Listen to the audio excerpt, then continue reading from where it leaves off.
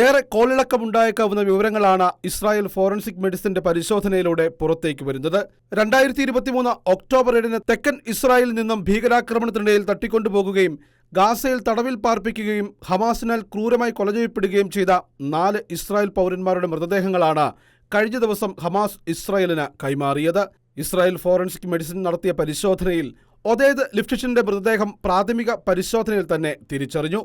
Bibas കുടുംബത്തിലെ 4 വയസ്സുകാരനായ അരിയൽ Bibas, സഹോദരൻ കഫീർ ബിബാസ് എന്നിവരുടെ മൃതദേഹങ്ങൾ കൂടുതൽ വിദഗ്ധ പരിശോധനയിലൂടെയാണ് തിരിച്ചറിഞ്ഞത്. പരിശോധനയിൽ കുഞ്ഞ് കഫീർ 2023 നവംബറിൽ തന്നെ കൊല്ലപ്പെട്ടുവെന്നാണ് പരിശോധനാ റിപ്പോർട്ട് വന്നിരിക്കുന്നത്.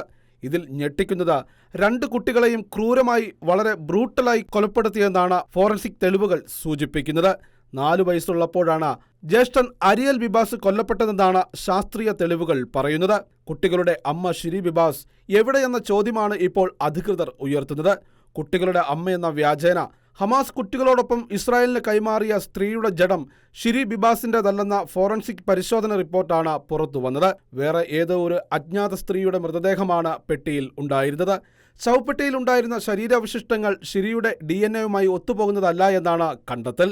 അതേസമയം വ്യാജമായ ഒരു മൃതദേഹം കൈമാറിയ ഹമാസ് കരാർ ലംഘിച്ചുവെന്ന് ഇസ്രായേൽ ഗവൺമെന്റ് വൃത്തങ്ങൾ അറിയിച്ചു. 2025 ഫെബ്രുവരി 1 കരാറിന്റെ ഭാഗമായി അവരുടെ പിതാവ് യാർദീൻ ബിബാസിനെ വിട്ടയച്ചപ്പോൾ അമ്മ ഷിരിയുടെ മൃതദേഹം അവരുടെ ഭാഗത്തുനിന്ന് മോചിപ്പിക്കേണ്ടതായിരുന്നു.